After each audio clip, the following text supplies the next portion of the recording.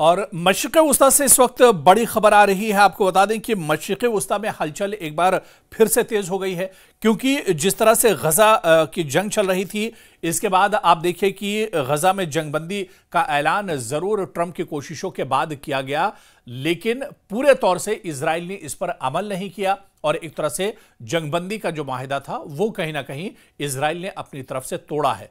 और इस बीच मशरिक़ वस्ता से बड़ी खबर यह है कि अब ऐसे में दरअसल जिहाद इस्लामी फिलिस्तीन ने ऐलान किया है कि हम हथियार नहीं डालेंगे और मैदान में डटे रहेंगे।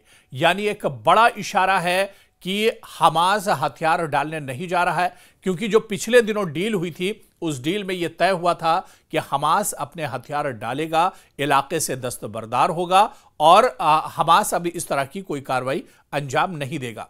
लेकिन जिस तरह से इजराइल नापाक हरकत कर रहा है, ऐसे में हमास की तरफ से अब दो टूक अल्फाज में कहा गया है कि हमास ने यह ऐलान किया है कि हम हथियार नहीं डालेंगे और जो मज़ाहमत है वो एक तरह से करते रहेंगे और मैदान में डटे रहेंगे। कुल मिलाकर आप देखिए तो इस बयान के पीछे मशरिक़ वस्ता में जो हालात हैं वो अब सुधरते हुए नजर नहीं आ रहे हैं। कशीदगी अभी भी बरकरार है और इसके पीछे जो सबसे बड़ी वजह है वो इजराइल का नापाक इरादा और इजराइल की नापाक जो कार्रवाइयां लगातार अंजाम दे रहा है। गजा के ऊपर बाकायदा ट्रंप ने एक मंसूबा बनाया था, एक मुआहिदा हुआ था, मिस्र में भी इसको लेकर लंबी बातचीत चली थी और फरीकैन इस पर एक तरह से राजी हो गए थे।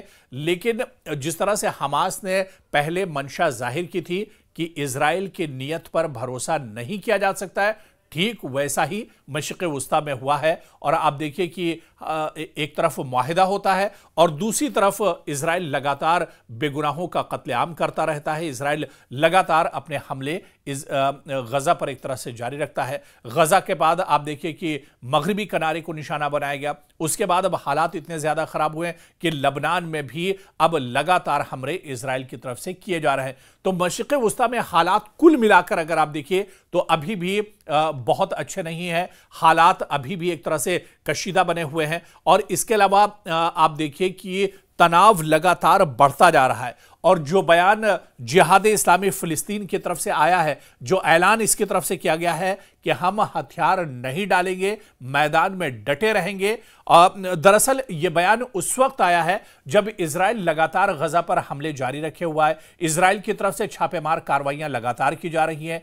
मगरबी किनारे में भी इजराइल लगातार फिलिस्तीनियों को परेशान कर रहा है। मगरबी किनारे में भी जो फिलिस्तीन और मासूम लोग हैं उन्हें इजराइल की तरफ से परेशान किया जा रहा है। ऐसे में आपको बता दें कि बैरूत में 34वीं अरब नेशनल कॉन्फ्रेंस से खिताब करते हुए इस्लामी जिहाद के सेक्रेटरी जनरल जियाद अल नखाला ने यह बात जोर देकर कही है कि फिलिस्तीनी कौम और तहरीक मज़ाहमत हथियार नहीं डालेंगे। यानी आप देखिए कि बैरूत में एक बड़ी समिट हुई थी और इस समिट में जिहाद इस्लामी के सेक्रेटरी जनरल ने यह बयान दिया है कि वो मैदान में डटे रहेंगे और हथियार नहीं डालेंगे।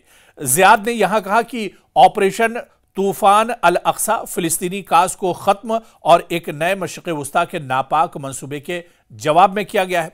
उन्होंने मजीद कहा है कि यह कौम अब भी जो इजरायली हैं, जो गासिब है, उनके खिलाफ मैदान में डटी हुई है और आइंदा भी डटी रहेगी। यानी जियाद का ये जो बयान है, आप देखिए कि इसमें कई चीजें नजर आती हैं, क्योंकि हमास की तरफ से पहले यह कहा गया था कि वो शर्तें मानने के लिए तैयार है और जंगबंदी होनी चाहिए, और हमास भी इस पर एक तरह से इसरार कर रहा था कि जंगबंदी महीने दो महीने के लिए नहीं, हफ्ते दो हफ्ते के लिए नहीं, बल्कि मुस्तकिल जंगबंदी होनी चाहिए ताकि मशरिक़ वस्ता में हालात बेहतर हों।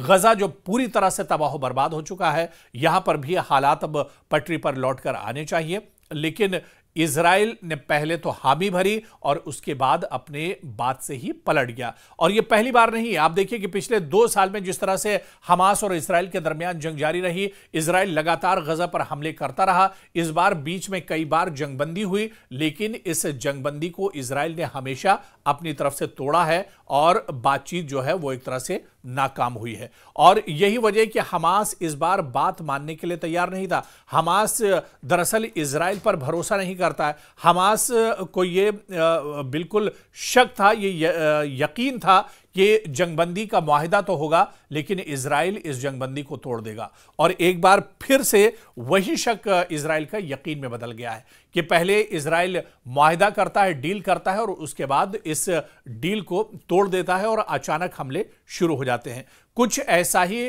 ट्रंप पीस डील के बाद भी हुआ है, जहां पर अमेरिका से बाकायदा ट्रंप ने ऐलान किया इस डील को लेकर। मिस्र में लंबी बातचीत हुई, कतर ने इसमें सालसी की, सऊदी अरब भी इसमें शामिल था, ईरान भी इसमें शामिल था और सबसे अहम बात तुर्की भी इसमें शामिल था। और एक मजबूत कदम उठाया जा रहा था ताकि मशरिक़ वुस्ता में एक तरह से जो हालात हैं वो पीसफुल हों और यहाँ पर कत्ल गारतगरी रुकनी चाहिए, यहाँ पर बम और मिसाइल के जो हमले हो रहे हैं वो रुकने चाहिए, क्योंकि गजा पूरे तौर से तबाह बर्बाद हो गया। पूरी दुनिया से लगातार ये आवाज़ उठ रही थी, यहाँ तक कि इजराइल के अंदर से आवाज़ उठ रही थी। इजराइल के अंदर लगातार एहतजाज और प्रोटेस्ट किए जा रहे थे, लेकिन इजराइल अपनी नापाक हरकतों से बाज नहीं आया और उसने लगातार हमले गजा पर जारी रखे हुए हैं।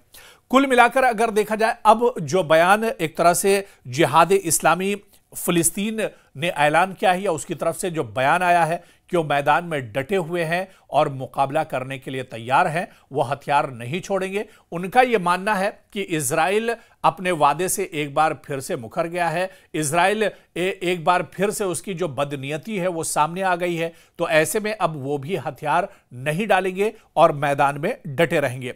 आप देखिए कि 2 साल की जंग के बाद भी, चाहे जिहाद इस्लामी फिलिस्तीन की बात करें या हमास की बात करें, इनको इजराइल खत्म नहीं कर पाया।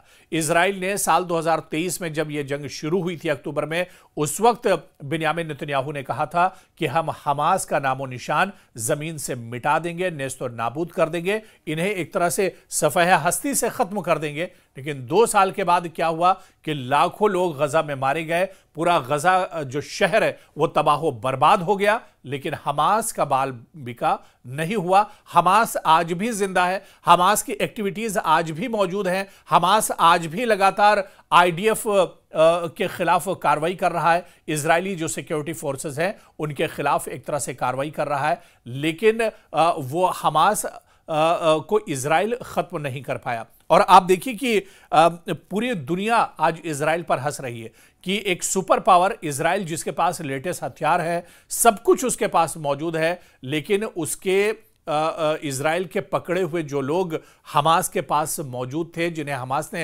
अगवा कर लिया था साल 2023 में, 2 साल में भी इजराइल उसका पता नहीं लगा पाया। बल्कि यहां पर एक सुपर पावर नहीं, 2 सुपर पावर की हार हुई है। अमेरिका और इजराइल मिलकर ये जंग लड़ रहे थे छोटे से ग्रुप हमास के साथ, और हमास को पसपा नहीं कर पाए। आखिर में इजराइल और अमेरिका को डील हमास से करनी पड़ी है, यानी बहुत शर्मनाक शिकस्त का सामना कहीं ना कहीं इजराइल और अमेरिका को मशरिक़ वुस्ता में करना पड़ा है। लेकिन कहते हैं कि खिसियानी बिल्ली खंबा नोचे, कुछ इसी तरह के हालात अब मशरिक़ वुस्ता में बने हुए हैं, जहां पर इजराइल दरअसल अपनी नाराजगी को निकालने के लिए लगातार गजा पर हमले कर रहा है। बल्कि इजराइल ने अब एक नई जंग की तरफ इजराइल बढ़ रहा है और लबनान पे उसने कार्रवाई तेज कर दी है। लबनान में दरअसल यहां पर जो ग्रुप हैं, जो जिहादी ग्रुप हैं, उनके खिलाफ अब इसने कार्रवाई शुरू कर दी है।